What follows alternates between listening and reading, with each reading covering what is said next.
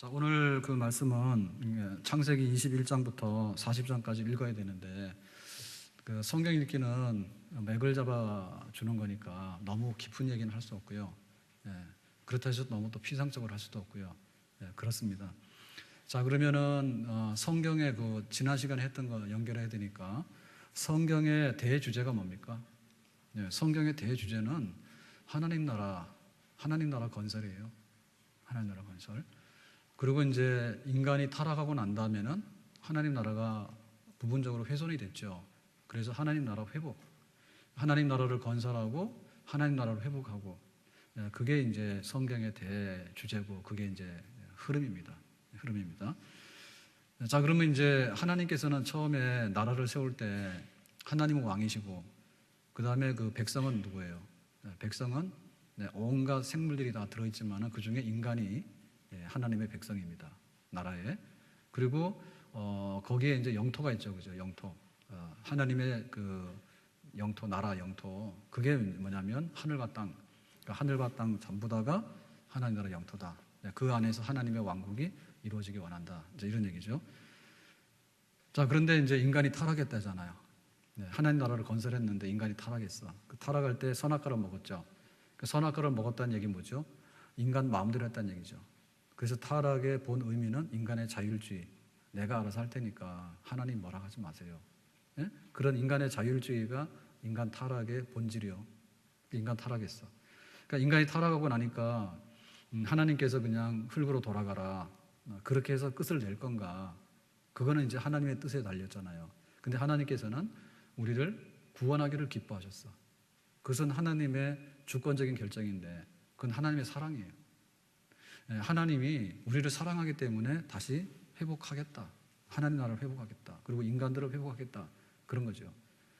그래서 이제 그 우리가 타락했을 때 선악과를 먹었다는 얘기는 우리 마음대로 하겠다는 뜻인데 인간이 마음대로 하겠다 할 때 파트너는 누굽니까? 파트너는 사탄이요. 사탄과 짝을 이루어가지고 본드, 결합이 됐잖아. 이게 이제 타락이잖아요. 그러니까 이제 하나님이 우리를 회복하려면 어떻게 돼요? 인간과 사탄의 결합을 끊고 인간이 다시 하나님께로 돌아가서 본드가 되는 거. 그거죠. 그러니까 그거는 어떻게 합니까? 여자의 후손을 통해서 하나님께서 그 사탄을 미워하는 마음, 죄를 미워하는 마음을 주셔가지고 우리가 하나님께로 돌아가도록 하는 거. 그게 이제 하나님의 구원 계획입니다. 이제 그게 제일 먼저 표현된 것이 이제 원시복음이다.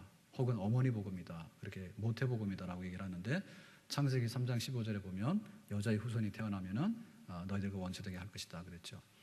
그러니까 여자의 후손이라는 건 뭡니까? 인간의 몸으로 오신 하나님의 아들 예수 그리스도. 그분을 통해서 이제 하나님 나라가 회복되고 우리 인간들이 죄와 마귀와 결별하고 하나님께 돌아가도록 그렇게 하는 거죠. 자, 그래서 이제 그 하나님 나라가 이제 펼쳐져 나가야 되는데 성경에 보면 큰 사건이 나와요. 홍수 심판이 나와요. 그 홍수 심판 때 보면은 네피림이라고 하는 사람들이 나오죠. 네피림은 거인이다, 자이언트다 이런 굉장히 큰 사람들이 나오는데 이런 그 대장부들이 나와가지고 하는 일이 뭡니까? 안 믿는 사람하고 통혼, 자폰을 막 해가지고 믿는 신앙을 버리고 그렇게 되죠. 그렇게 되면 어떻게 됩니까? 하나님 백성들이 타락하는 거 아니에요. 그러니까 하나님 백성들이 다시 하나님께로 돌아오도록 하기 위해서 하나님께서 홍수 심판하시죠. 그러니까 홍수 심판을 통해 가지고 깨끗한 하나님의 나라, 깨끗한 하나님의 백성이 번성하도록 하죠. 그 중심에 부름받은 사람이 누구예요? 노아의 가족들이에요. 그렇죠? 자, 그래서 이제 노아의 가족들이 계속적으로 하나님의 축복 속에 이제 하나님 나라를 새롭게 이제 깨끗하게 해서 건설하는데 신할 평지까지 갔어요. 신할 평지까지 가니까 그 사람들이 생각이 좀 달라졌어. 그래서 하늘에 닿는 도시를 만들고 홍수 심판이 오더라도 끄떡없는 그런 나라를 만들자. 그러면은 뭐 하나님하고 우리하고 상관이 없는 그런 세상이 된다. 이제 이런 이제 또 그 죄를 범하죠. 그때 주동이 됐던 사람들이 누굽니까? 니무롯이요, 니무롯. 니무롯이라고 하는 것은 최초의 용사다, 사냥꾼이다 이런 뜻인데. 그러니까 그 신할 평지에 올 때 되니까 국가 단위의 강력한 통치자가 나와가지고 흔히 말해서 전쟁의 영웅 이런 사람들이 나와가지고 하나님을 대적하는 그런 문명을 이룹니다. 그러니까 하나님께서 그렇게 놔두면 어떻게 됩니까? 하나님의 나라가 하나님이 왕권을 행사하는 나라가 될 수 없잖아요. 그래서 하나님이 바벨탑을 흩으시죠. 바벨탑을 흩으시죠. 그래서 하나님은 여전히 왕이시고 그 백성들은 이 땅에 다시 이렇게 퍼져나가도록 하는 그런 역사를 이뤄요. 그래서 이제 여전히 하나님께서 하나님의 백성들을 통치하시고 영광 받으시는 이런 나라를 건설하는데, 창세기 12장으로 가니까 홍수 심판이라고 하는 인류 역사, 혹은 신할 평지에서 도시를 건설했는데 그 도시를 무너뜨린 그런 역사, 그러니까 이런 거하고는 차원이 다른 아브라함이라고 하는 가족을 부른다. 아브라함이라는 가족을 불러. 그러니까는 그 인류 역사의 거대한 흐름이 한 사람의 이름 속에 들어가더라고. 누구 이름? 아브라함이라고 하는 이름이 들어가죠. 그러니까는 창세기 12장으로 갈 때 하나님 나라가 어떻게 전개되는가에 대해서 이제 그 표현 방법을 달리하는 겁니다. 그러니까는 창세기 11장까지만 하더라도 전 인류를 대상으로 해서 하나님이 왕으로 당신의 백성들을 통치하는 얘기를 썼어요. 그러니까 활동 부대가 인류 역사에 대한 광활한 터전이 있었다고. 근데 이제 창세기 12장에 가니까 아브라함을 가나안 땅에 불러가지고 아브라함의 혈통 속에서 가나안 땅이라고 하는 좁은 땅에서 하나님 나라가 어떻게 돼가는가를 쓰잖아요. 그러니까 이 얘기는 굉장히 축소된 얘기처럼 보여져요. 예? 축소된 얘기처럼 보여지는데 사실상에 있어서는 축소된 얘기가 전혀 아니에요.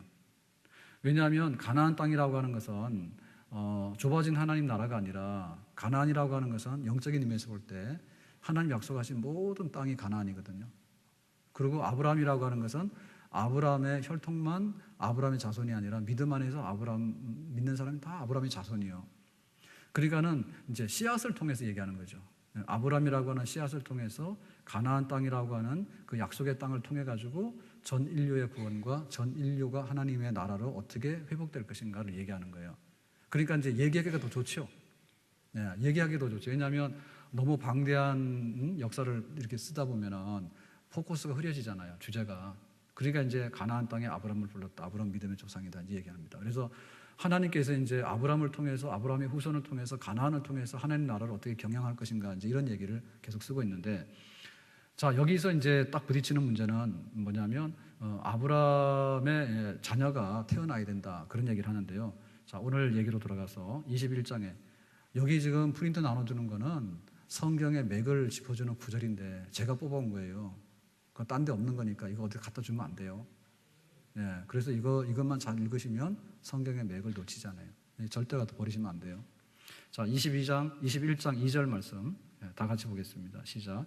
사라가 임신하고 하나님이 말씀하신 시기가 되어 노년의 아브라함에게 아들을 낳으니. 자, 그 100살 때 이제 아브라함이 이삭을 낳아요. 근데 성경에 쓸 얘기가 그렇게 없나? 노인네가 아들 낳더라. 도대체 성경이 왜 이런 얘기를 그렇게 오래도록 많이 할까? 그리고 아들 낳을 때 75세에 부름받았죠.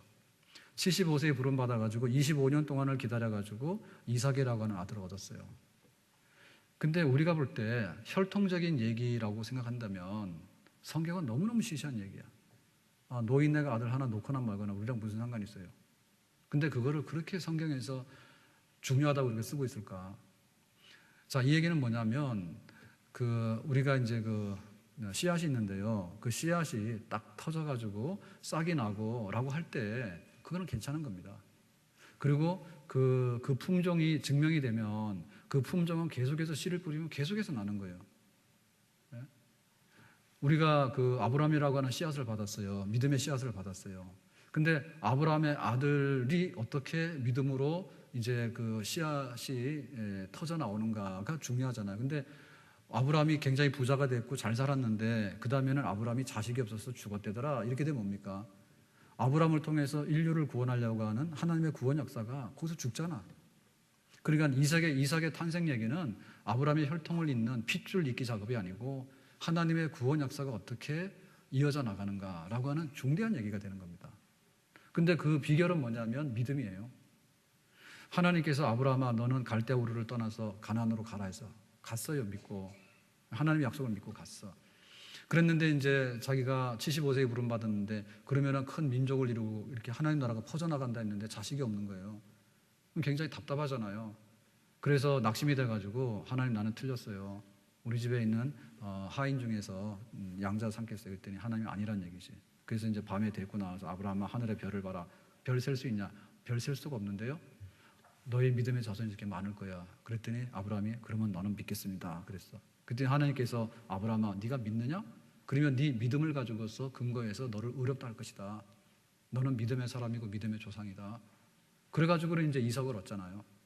그러니까는 그 아브라함의 약속은 믿음의 약속이거든요. 예, 믿는 자는 구원을 받는다 그랬는데 아브라함이 믿으니까 이삭이라고 하는 언약의 아들이 태어났잖아요. 믿습니까? 그래서 구약 성경은 율법 시대다. 그러니까는 구약의 율법이라고 하는 게 지켜야 된다. 그러니까 율법으로 구원받는다라고 하는 생각은 성경에 전혀 없는 얘기입니다. 성경에 구약 시대가 율법 시대라서 율법으로 구원받는 얘기 전혀 없는 얘기야. 선악과를 따먹지 말라라고 하는 것도 믿음의 언약이에요. 하나님 말씀 믿고서 안 먹으면 영생하는 거예요. 근데 그거 못했다고. 그랬는데 아브라함이 그러면 너는 믿으면 그 자손들을 통해서 하나님 나라를 이룰 거라 했는데 아브라함이 믿었어.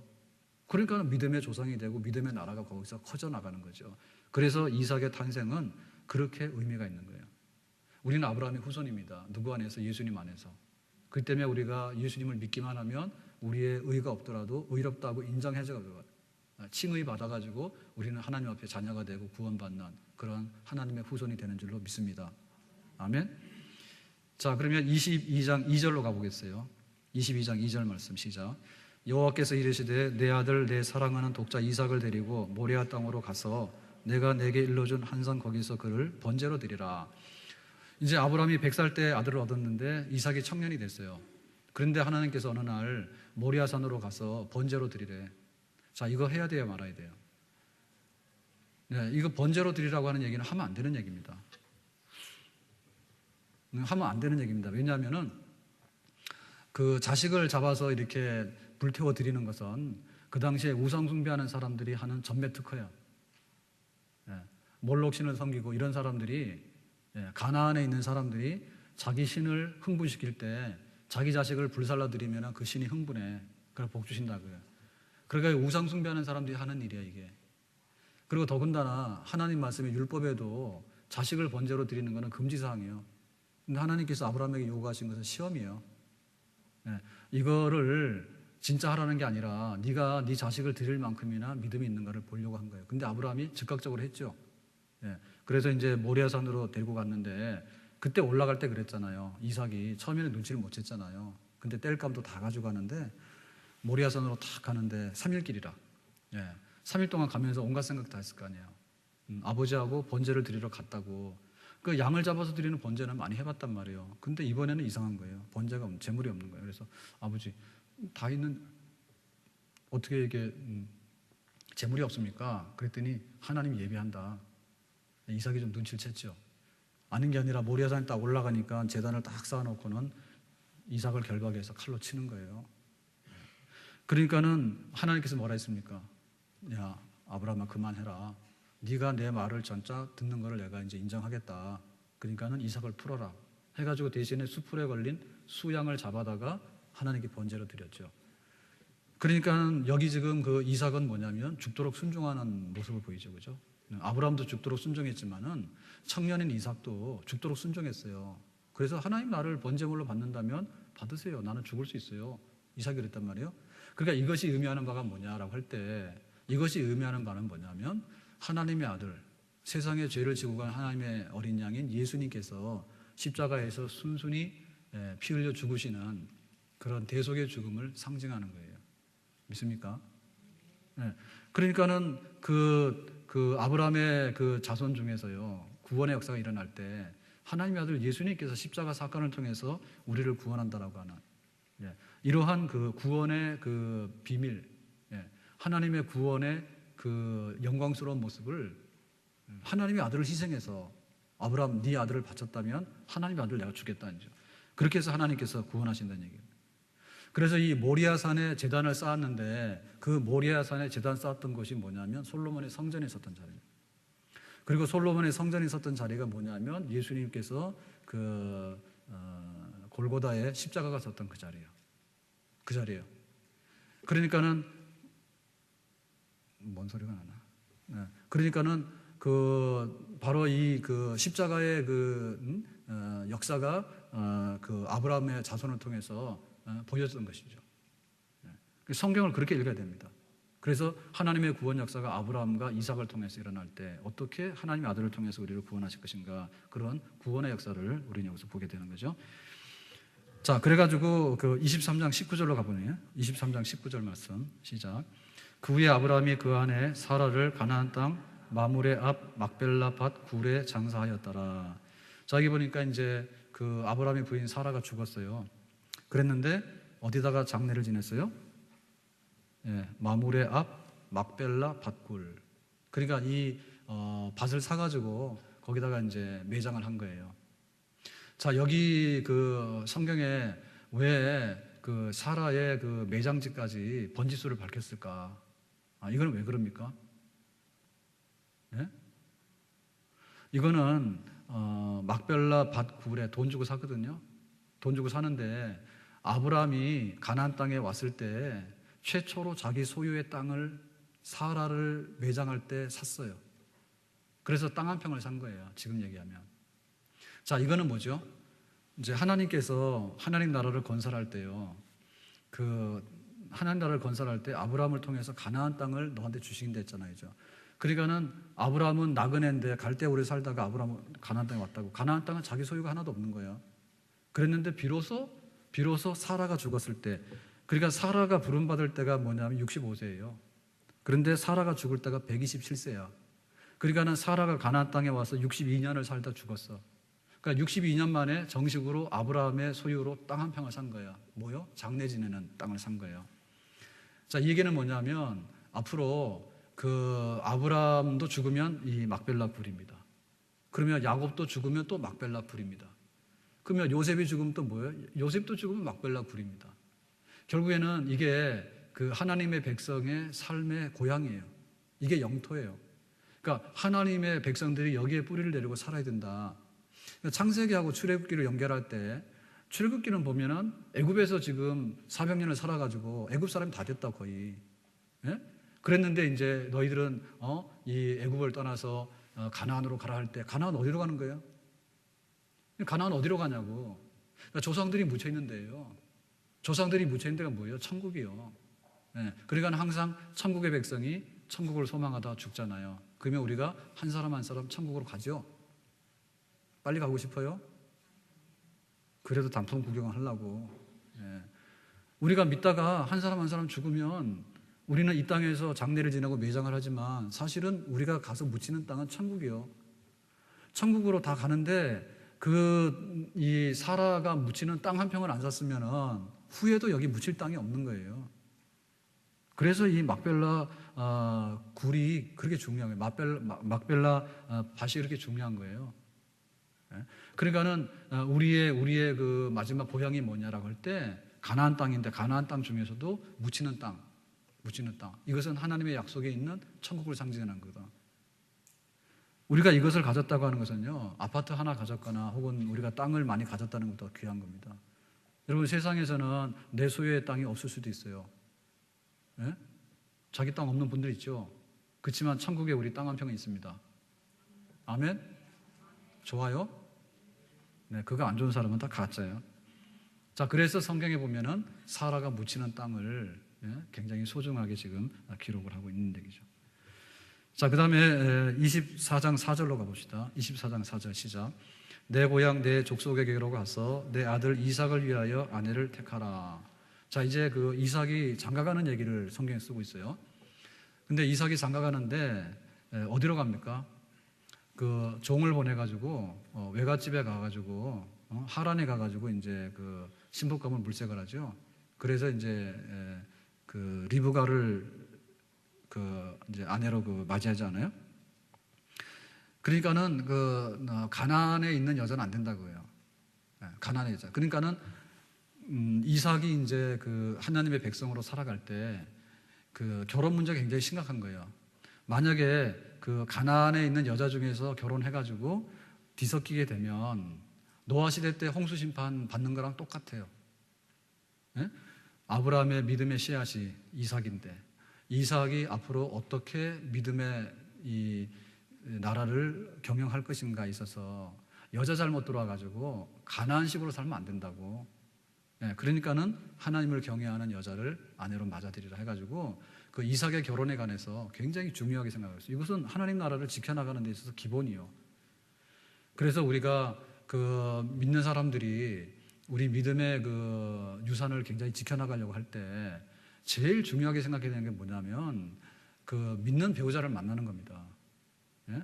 믿는 배우자를 만나야지 하나님의 통치권 안에 들어가는 거예요. 반쪽이 나면 안 된다고. 나는 믿는데 배우자가 안 믿는 거예요. 그러면은 주일날이라고 하는 말 자체가 다르지. 우리는 주일 그러지만 거기는 공휴일 그러잖아. 그래서 우리가 내 소득이 있으면 이건 하나님 거 그래서 11조 그러지만 거기는 다 내 거 그러잖아. 이게 말이 안 된다고. 근데 가장 중요한 게 무너지는데 우리 배우자를 선택해가지고 하나님 나라 백성으로 온전하게 살아야 될 거 아니에요. 그래서 아브라함이 부탁을 할 때 이삭에게 합당한 신부감을 만나도록 해라라고 하는 것은 아브라함이 죽기 직전에 필생의 사업이에요. 그래 우리 가정이 잘 되려고 하면은 첫째 기준이 뭐냐면 우리 자녀들이 경건한 결혼해야 돼요. 경건한 결혼을 해야 되지 하나님 나라가 거기서부터 계속되는 것이지 경건한 결혼이 안 됐다면 다 무너지는 거야 무조건. 다 무너지는 거예요. 자 그래가지고 이제 이삭이 그 믿음의 이제 아내를 얻게 되는 얘기가 성경 기록된 다음에 그 중에서 누가 태어났습니까? 이제 쌍둥이 두 아들이 태어나죠. 야곱과 에서입니다. 이삭의 아들 야곱과 에서입니다. 자 25장 27절 보겠어요. 시작.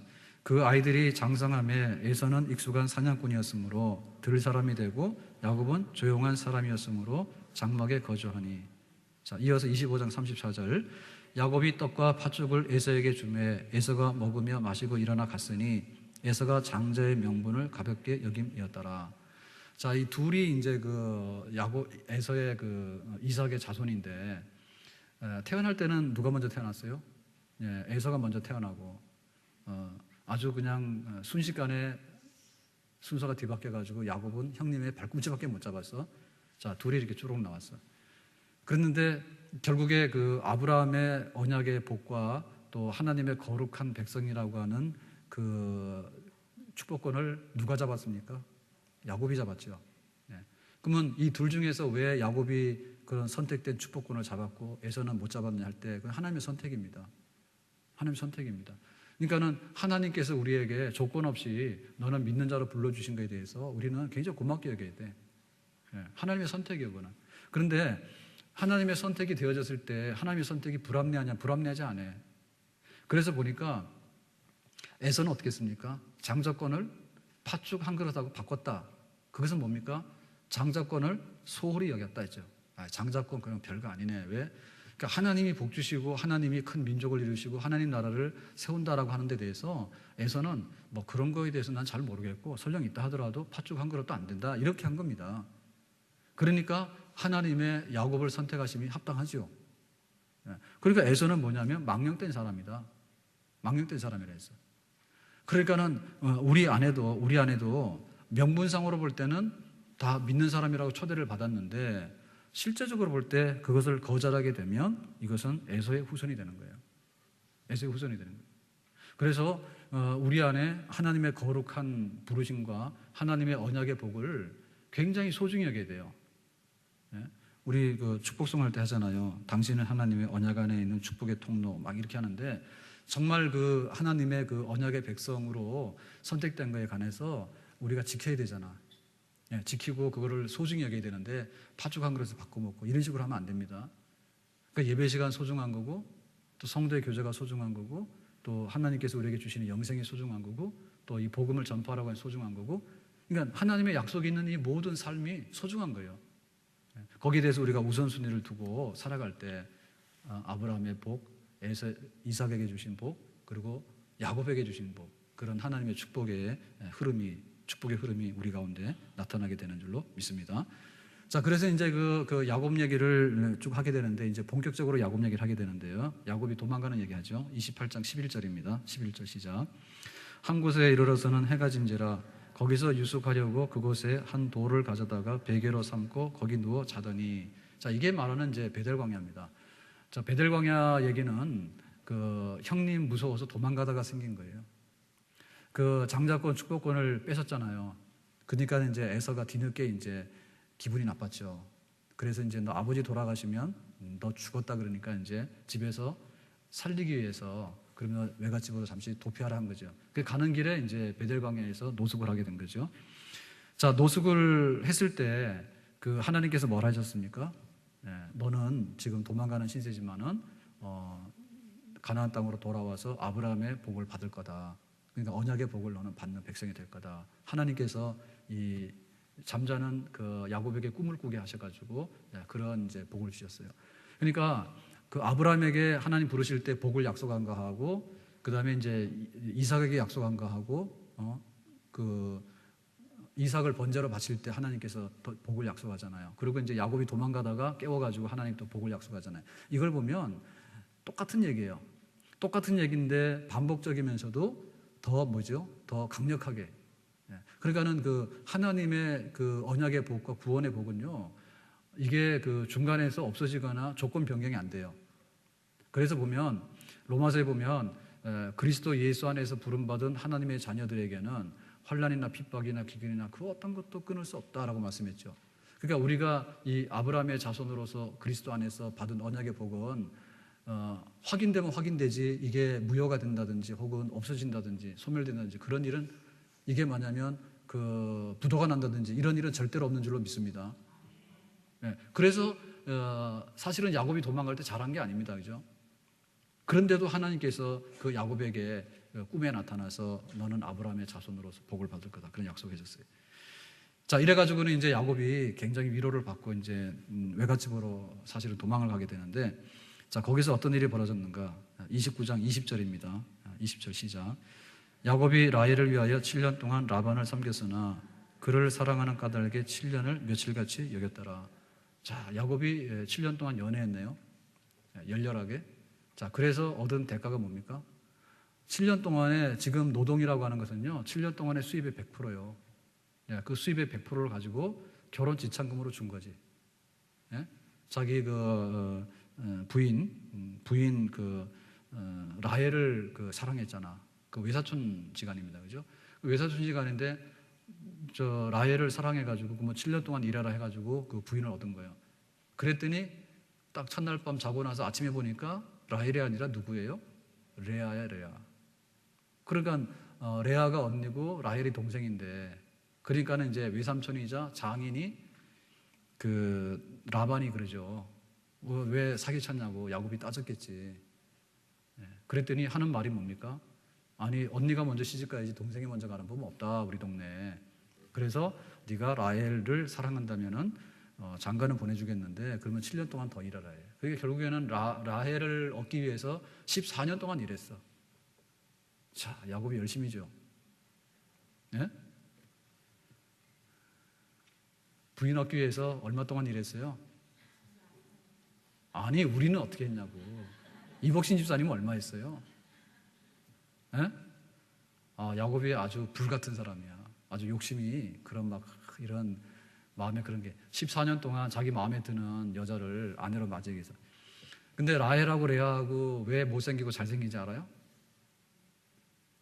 그 옛날 성경에 보면 뭐냐면 못생기는 레아는 언니인데 알력이 부족하고 그랬다고. 그 레아는 예쁘고 그랬다고. 그게 뭐냐면 사실은 거의 광대뼈 때문에 그랬습니다. 예? 저는 많이 나왔어요, 안 나왔어요? 예. 이게 불뚝불뚝 나오면은 별로 이쁘지 않은 거예요. 그런 뜻이에요. 그러니까는 야곱이 동생이 마음에 든다는 얘기는 언니가 뭐 어디 잘못된 게 아니라 이제 생긴 게 더 곱상하게 생겼다, 이제 매끄럽게. 그러니까 이제 라헬을 이제 열렬하게 사랑한 거예요. 자, 이래가지고는 부인을 둘 얻었어. 그럼 부인 둘 얻은 거는 정상이 아니에요. 정상이 아니죠. 아니, 똑바로 대답해. 정상이 아니죠. 일부 다처입니다. 일부 다처예요. 그런데 이제 여러분 아는 대로 또 몸종들이 하나씩 있잖아요. 이래가지고는 부인이 넷이 됐어. 그 야곱 부인 넷이야? 정식 부인 넷이야? 야곱같이 하면 되겠어요? 안 되겠어요? 안 됩니다. 왜냐하면 형님한테도 사기쳐가지고 장자권 팥죽으로 다 했지. 그리고 가서 결혼하는데 사기당했잖아요, 원래. 그죠? 외삼촌한테 사기당한 거예요. 그랬더니 또 거기서 이제 막 그 형제지간에 또 경쟁이 돼가지고요. 그러면 여기도 해라 여기도 해라 해서 하다 보니까는 부인이 넷이 돼버린 거예요. 그래가지고 아이를 딱 낳았는데 몇 명을 낳았어요?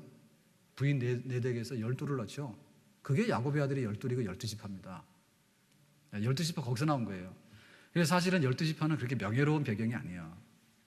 12지파는 명예로운 배경이 아니에요. 그런데 12이라는 얘기는 많잖아요. 그죠? 12은 많죠. 집에 12이 많잖아, 애가. 근데 12은 어떤 의미가 있을까요? 3 곱하기 4잖아요.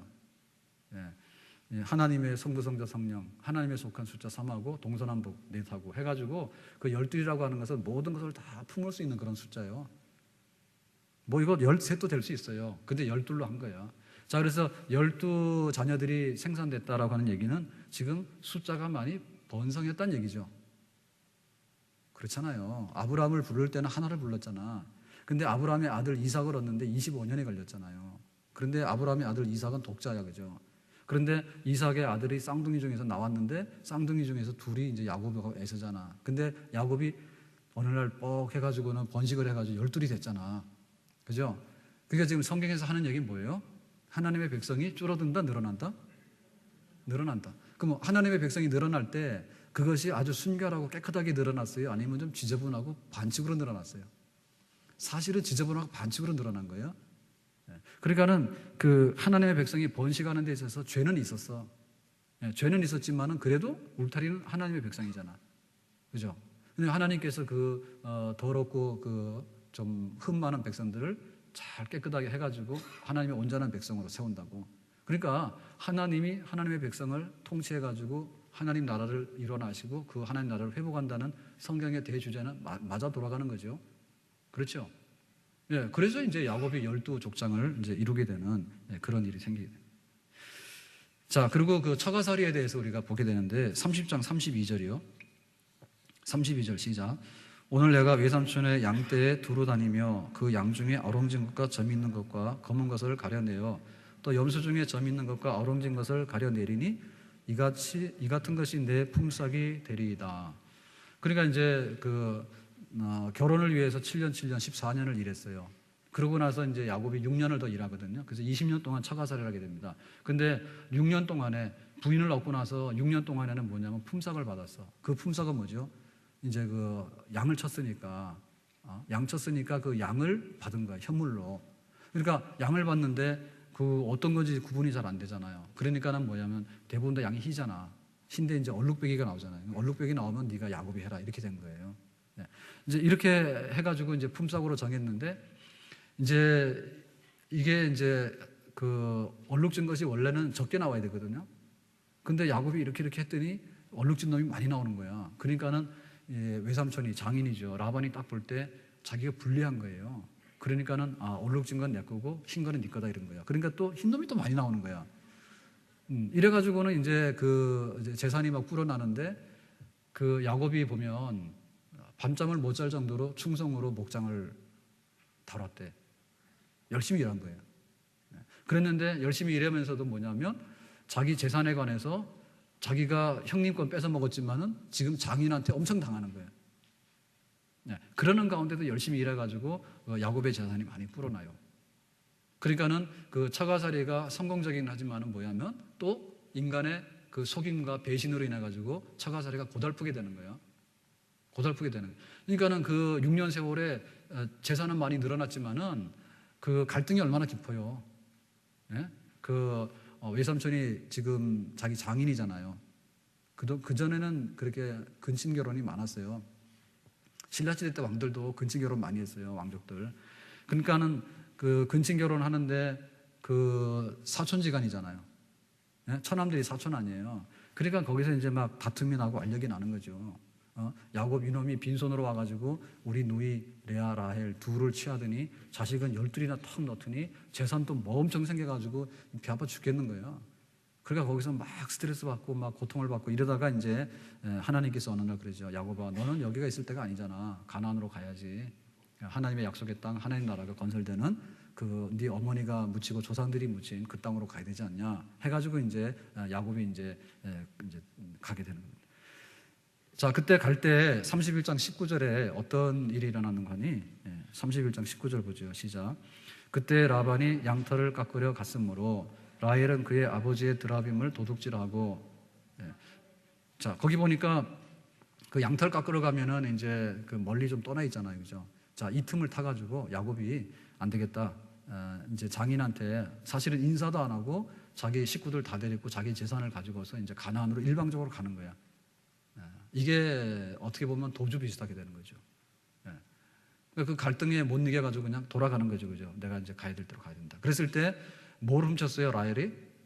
아버지의 드라빔을 도둑질하고. 자, 이게 드라빔이 뭐냐? 드라빔이 보면 이게 우상 섬기는 어떤 그 물건입니다. 우상의 형상입니다. 근데 이 드라빔이 아마도 그 재산권에 대한 어떤 소유에 연관이 되어 있는 우상이 아닌가. 그 우상 중에서도 의미가 없는 게 있고 의미가 있는 게 있잖아요. 그러니까 이 드라빔을 갖게 되면 뭐 이 집안의 재산의 얼마를 뭐 차지한다든지 어떤 그런 의미가 있는 그 우상 숭배 물건 같아요. 이놈을 이제 훔쳐가지고 가는 거예요. 자, 이런 그 상황을 보게 되면 그 야곱의 처가살이는 대단히 육신적으로는 성공했지만은 영적인 면에서 볼 때는 별로 성공이 아니죠. 예? 결혼도 그렇게 했고 그 갈등 속에서 살다가 외삼촌하고 관계가 안 좋은데 말도 안 하고 지금 싹 자기들 식구들 데리고 좀 가는 거 아닙니까? 예? 섭섭하게 떠나는 거 아니에요? 그죠? 등 돌리고. 야곱이 좀 그런 놈이야, 야곱이. 그런데다가 또 부인인 라헬은 뭐예요? 아버지 드라빔까지 숨겨서 가잖아, 지금. 그러니까는 이 야곱의 가정이 그 처가살이 통해 가지고 세상적인 것은 많은 것을 이뤘지만은 정말 그 하나님의 나라를 상속해 가지고 하나님의 나라를 다 보여줄 수 있을 만큼 모범적이나 거룩한 가정은 이루지 못한 거죠. 무슨 얘기인지 아시겠죠? 자, 그래서 이제 그 돌아오는 길에 야복나루를 만나게 됩니다. 자, 32장 24절인데요. 시작. 야곱은 홀로 남았더니 어떤 사람이 날이 새도록 야곱과 씨름하다가, 자, 우리가 아는 대로 야복나루를 건너와야지 이제 가나안 땅으로 들어오는 거예요. 자, 야복나루 이쪽에는 바단 아람이고요. 그래서 여기 경계선이 딱 왔는데 형님 에서가 군사 400을 거느리고 온대. 그 얘기는 뭡니까? 20년 전에 형님이 지금 장자권 축복권 뺏겨가지고 너 죽인다 하니까 도망갔잖아요. 그러니까는 이 온다는 소식을 듣고 형님이 에서가 군사 400인을 데리고 온다는 얘기예요. 어마어마하잖아요. 그러면 야곱은 뭐예요? 야곱은 죽은 목숨이지. 그러니까 이제 야곱이 외삼촌 집으로 갈 수도 없는 거잖아. 자기도 도망 나오듯이 했으니까. 그래서 이제 나 살려주세요 하고 이제 야복나루에서 기도를 하게 되는 거예요. 그게 이제 야복나루의 기도입니다. 자, 이래서 이제 기도를 하는데 그때 이제 그 환도뼈가 부러지죠. 고관절이 부러져. 얼마나 기도를 열심히 했든지 새벽에 아침이 됐는데 천사가 나라에서 쳤더니 고관절이 부러졌다 했어. 자, 그래가지고는 네 이름은 이제는 야곱이 아니라 이스라엘이다. 이스라엘. 그러니까 너 야곱으로 살면 안 돼. 이제 이스라엘로 살아야 돼. 하나님의 그 언약의 자손답게 살아야 돼. 백성답게 살아야 돼. 그래서 이스라엘의 이름을 줬는데, 근데 실상 그 야곱은 한 번에 가나안 땅으로 가질 않았어요. 그래가지고는 가나안 땅으로 싹 들어간 게 아니라 세겜성에 머물게 됩니다. 가나안 땅에 들어가지 않고 중간에 세겜성에 머물게 되는데, 세겜성에서 딸 디나가 안 좋은 사건을 만나요. 그래서 그 세겜성의 추장의 아들에게 겁탈을 당해. 그러니까 그 야곱의 아들 중에서 시몬과 레위가 가서 보복하죠. 우리 누이에 대해서 너희들이 그렇게 수치스러운 일을 했어? 가만도. 그러니까는 숫자적으로는 안 되겠으니까 어떠한 꾀를 부렸습니까? 우리 누이를 줄 테니까 그러면 너희들이 할례를 받아야 된다. 우리는 할례 받은 백성이니까. 그래, 할례 받으라 해놓고는 다 누워있는데 가서 칼로 다 쳐버린 거예요. 자, 그랬을 때 어떤 일이 벌어졌을까? 34장 30절입니다. 34장 30절 시작. 야곱이 시몬과 레위에게 이르되 너희가 내게 화를 끼쳐 나로 하여금 이 땅의 주민 곧 가나안 족속과 브리스 족속에게 악취를 내게 하였도다. 나는 수가 적은즉 그들이 모여 나를 치고 나를 죽이리니 그러면 나와 내 집이 멸망하리라. 이래가지고는 자기 누이의 수치에 대해서 보복한 것까지는 좋았는데 가서 막 엄청나게 살인을 저질렀으니까 세겜성에 있는 사람들이 그러면 야곱의 가족들을 다 죽일 거 아닙니까? 그러니까 야곱이 가족들을 모아놓고 얘들아, 너희들이 한 일로 인해 가지고 우리는 망하게 생겼다. 그러니까 지금 야간 도주해야 되겠다. 그러니까 이 야곱의 그 특기는 뭐냐면 원래 도주예요, 도주. 형님 거 뺏어가지고는 형님 원한 사니까 도망갔고, 또 외삼촌 집에 가서 성공을 했는데 그 외삼촌 눈빛이 안 좋으니까 또 도망갔고 거의. 그러다가 또 여기 세겜성에 와가지고 이 일을 저질러 놓으니까는 이제는 완전히 야간도주의, 이거는 진짜 야간도주의. 왜냐하면 대낮에 나갔다가 죽는 거야. 그러니까는 밤에 그 소식을 듣고는 야, 이거는 그냥 뭡니까, 이제 빈손으로 도망가는 거지. 그러니까는 야곱이 20년 동안에 일궈놓은 자수성가한 것이 어떻게 됐어요? 하나도 소용이 없는 거지. 가져갈 게 없는 거야 지금. 세겜성에 와가지고 가축이고 뭐고 간에 뭘 가져가요? 야간 도적이 바쁜데.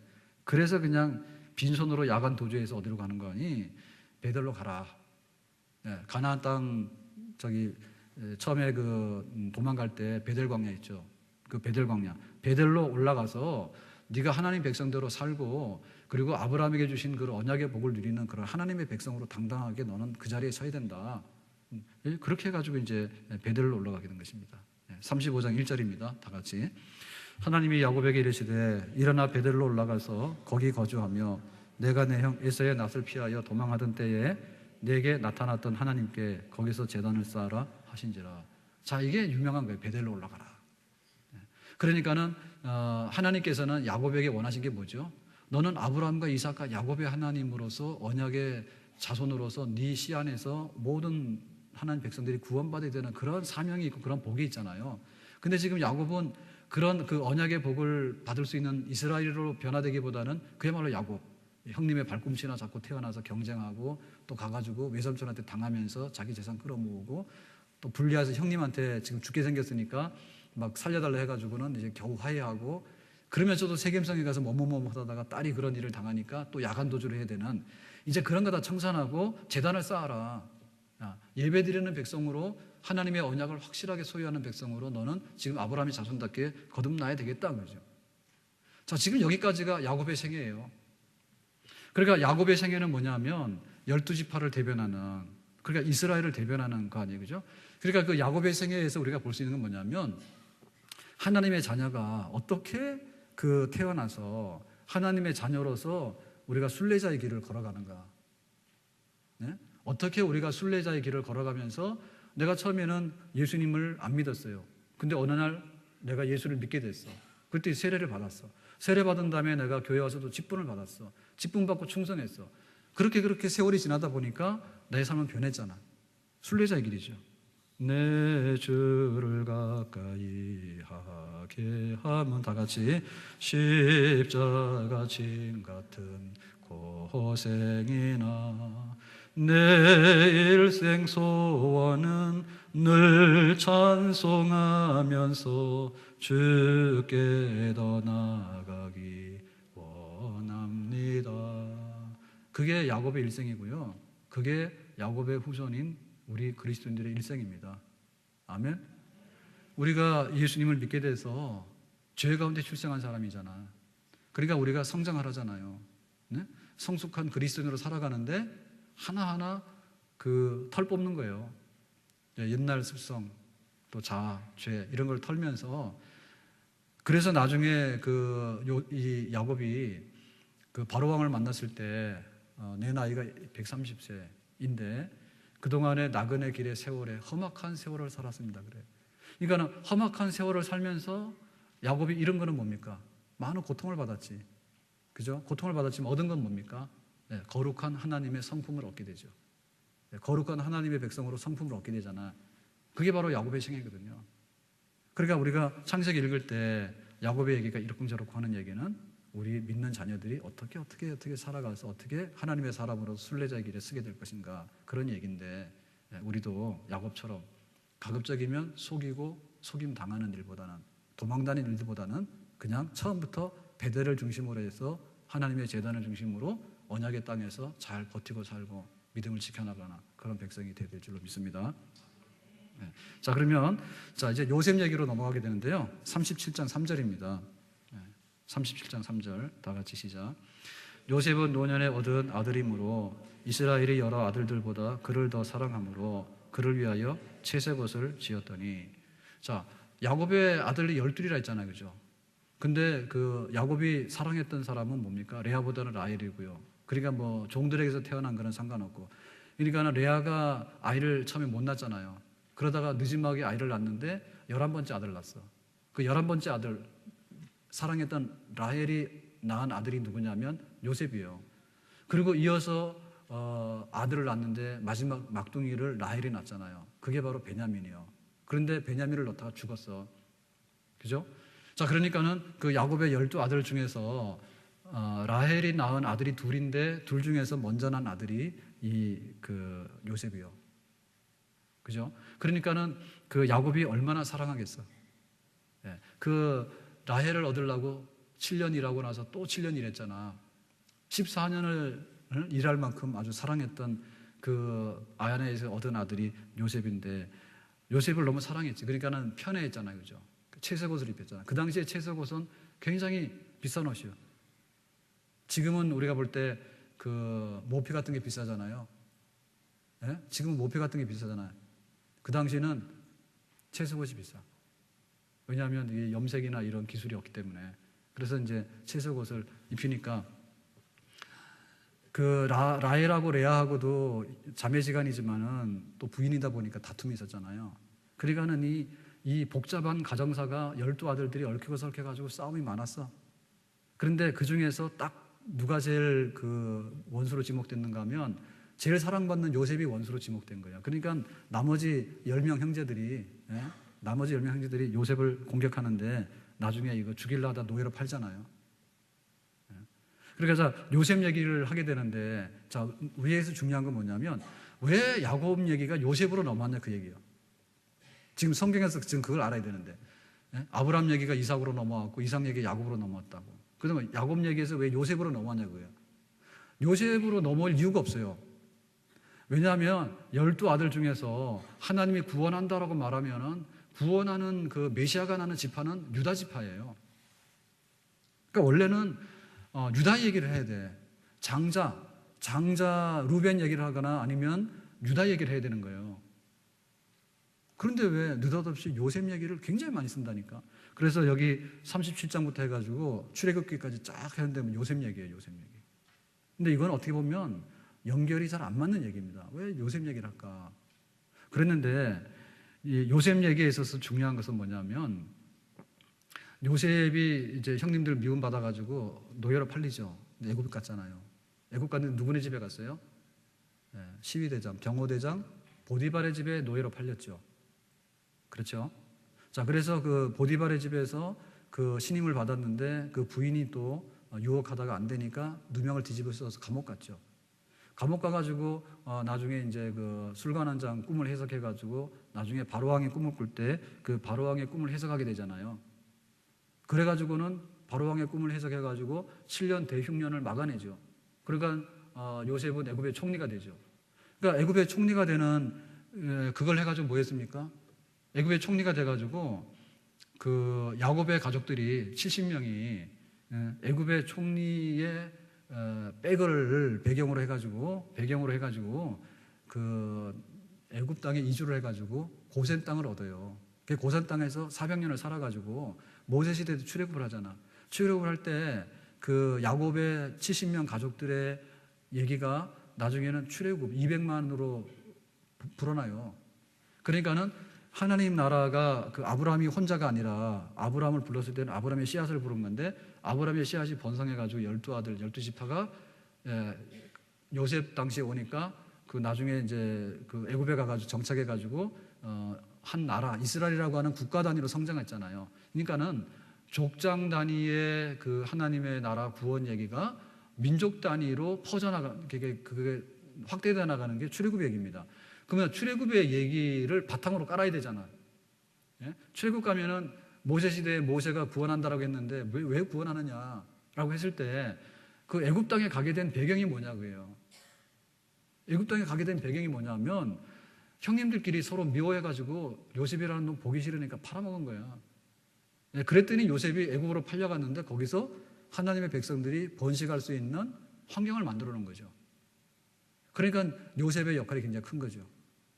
그러니까는 그 아브라함, 이삭, 야곱이라고 하는 족장 단위의 그 하나님 백성 얘기가 민족 단위로 커가는데 큰 울타리가 돼야 되잖아요. 나무 그늘이 있어야 되잖아. 나무 그늘이 있어야 되는데 그 울타리 나무 그늘을 요셉을 쓴 거예요. 그러니까 요셉은 메시아 지파는 아니에요. 메시아 지파는 아니지만은 족장 단위에서 민족 단위로 넘어가게 되는 그 역사에 있어서 요셉은 쓰임받아. 그래서 이제 이 요셉의 얘기가 나오는 거예요. 요셉의 얘기가. 그래서 우리 성경 읽을 때 야곱의 아들은 요셉이고 11번째 아들이고 그거 백날 알아봐야 소용이 없어요. 지금 그 요셉의 얘기를 통해서 성경에서 지금 뭐를 쓰고자 하는 얘기인가 그거를 이제 알아야 돼요. 그래서 이제 요셉의 얘기가 나오는 거예요. 자, 그런데 이 요셉의 얘기를 볼 것 같으면 그 미움이, 형님들의 미움이 결국에는 그 요셉을 팔아먹었지만은 결국엔 그것이 또 애굽의 총리가 되게 하고 애굽의 총리가 됨으로 인해 가지고 출애굽할 때 민족을 이루는 배경이 되잖아요. 그래서 이 요셉 얘기에 있어서 핵심은 뭐냐면 하나님 섭리입니다. 요셉 얘기에 있어서 하나님 섭리예요. 그러니까 하나님께서 하고자 하는 일이 어떻게 이루어지는가를 우리가 염두에 두지 않으면 이 요셉 얘기는 이해가 안 돼. 그래서 성경 읽을 때 굉장히 잘못 읽는 것 중에 뭐냐면 아브라함처럼 야곱처럼 요셉처럼이라고 해가지고 우리식으로 그거를 읽으면 안 된다고. 우리식으로 읽는 게 뭐냐면 요셉은 노예로 팔려갔는데 애굽의 총리가 돼서 성공했습니다. 그러니까 TV 성공시대에 딱 나오는 거예요. 그렇게 읽으면은 그거는 우리식으로 읽는 거예요. 지금 성경에서 지금 요셉의 얘기를 다루는 건 뭐냐면 하나님의 나라와 하나님 백성들을 번식시키기 위한 하나의 울타리, 그 일이 중요한 거죠. 그거를 하기 위해서 총리로 쓰임 받은 거지. 총리 자체가 성공이기 때문에 써놓은 건 아니에요. 아셨어요? 그러니까 요셉의 스토리가 이게 우리 라이프 스토리는 아니에요. 요셉의 인생이 그렇고 그랬는데 나중에 어느 날 햇볕이 나왔다. 그런 얘기는 아닙니다.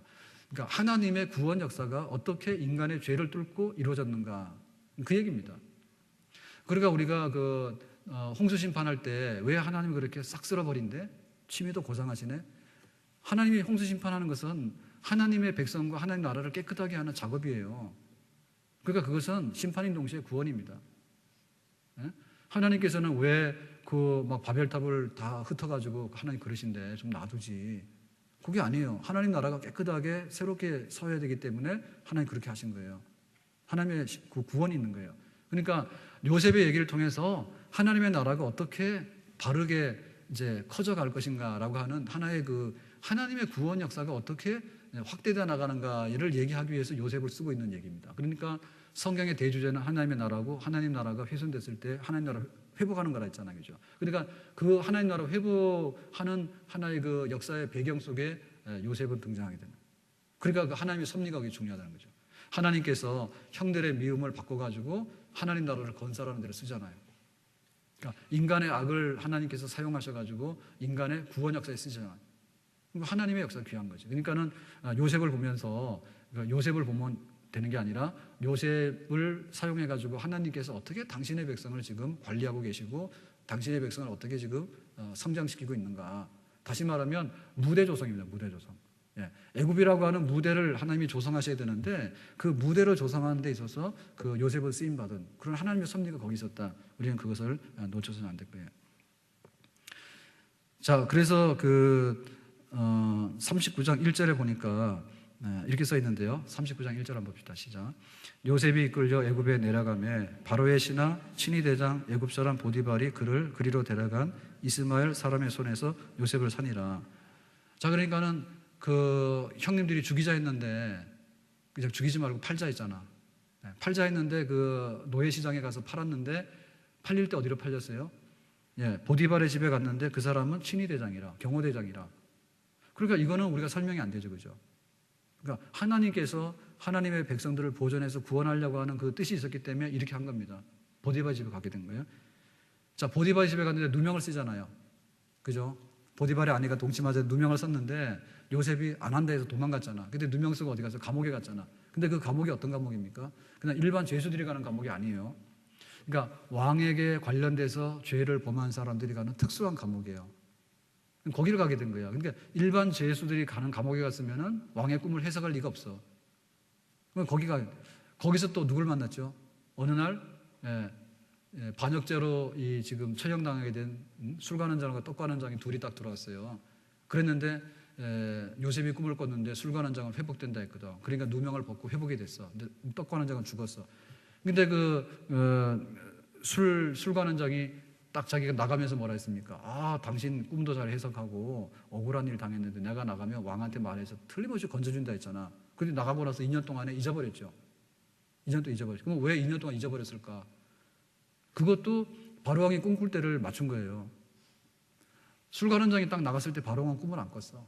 근데 2년이 지나고 나니까 바로왕 꿈을 꾸는 거죠. 그러니까 그 요셉의 얘기를 볼 것 같으면 하나님의 계획과 하나님의 뜻이 어떻게 이루어지는가를 보고서 이걸 읽게 되면 아, 아브라함에게 약속하신 하나님의 나라 백성들이 어떻게 지금 살아갈 것인가가 눈에 보이지만 그렇지 않고 살아가게 될 때는 요셉이 고생 실컷 하다가 어느 날 행운이 와가지고 잘 됐네 이렇게 읽게 된다는 얘기죠. 그러면 그것은 결코 성경이 아닐 거란 얘기죠. 자, 그런데 이제 그 요셉 얘기를 쭉 하면서 성경에서 제일 관심 있는 건 뭐죠?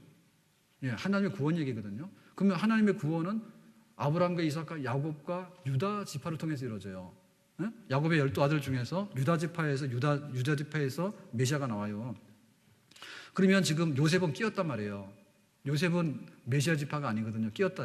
그러면은 그 야곱 이후에 그 모세 시대 출애굽으로 넘어가는 사이에 요셉 얘기를 시커내서 끼워놨단 말이에요. 다른 얘기를 끼워놨는데 그러면은 유다 지파에 대한 언급이 없지 않냐 그 얘기죠. 그래서 유다 지파에 대한 언급이 있어요.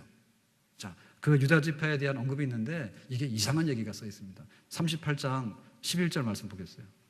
38장 11절 시작.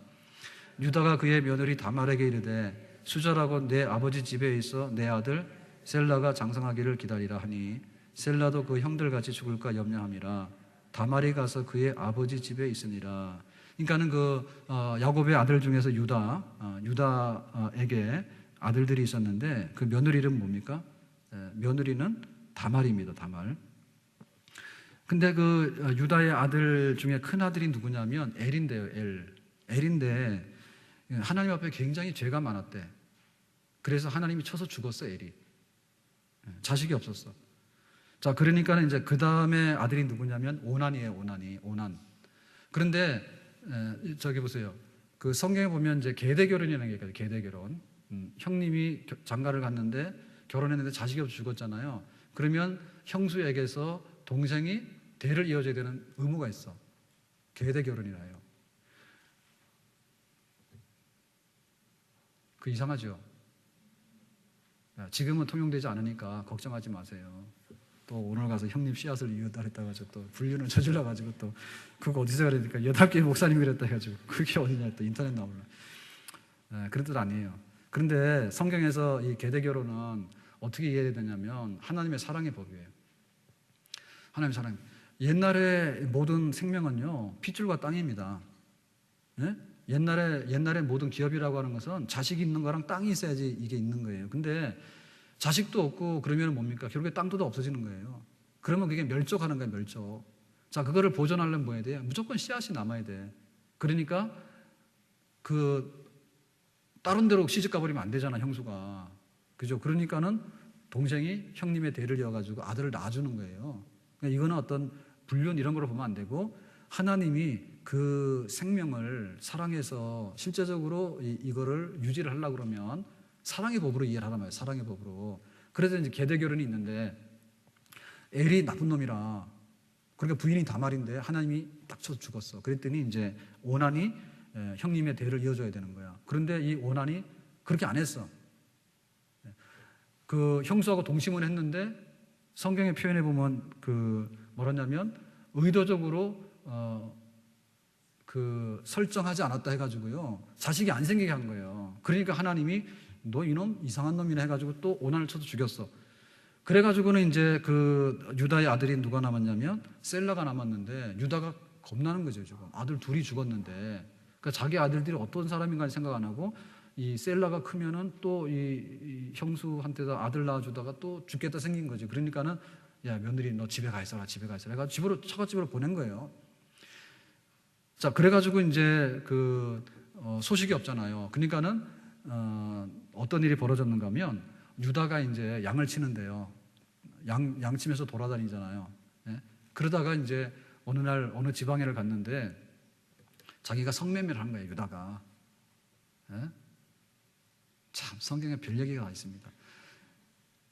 그 예수님이 태어나게 되는 메시아 지파에 그 유다가 자기 일하러 다니다가 여자 생각이 나니까 가서 그 지방에서 성매매를 한 거예요. 그래서 그거를 하고 나서 이제 값을 지불해야 되잖아요. 그러니까는 이거 가지고 있어라. 내가 나중에 다시 와서 줄게. 이런 거예요. 그래서 나중에 와서 이제 주려고 갔는데 보니까 그런 여자는 없다는 거지. 그랬는데 어느 날 소문이 들려왔어. 유다의 며느리 다말이 아이가 생겼대. 그러니까 시아버지가 그 얘기 들으니까 뭐예요? 우리 며느리가 부정한 짓을 저질렀구나. 그거는 죽어야 된다. 이렇게 된 거지. 예. 자, 그래서 38장 26절이에요. 38장 26절 시작.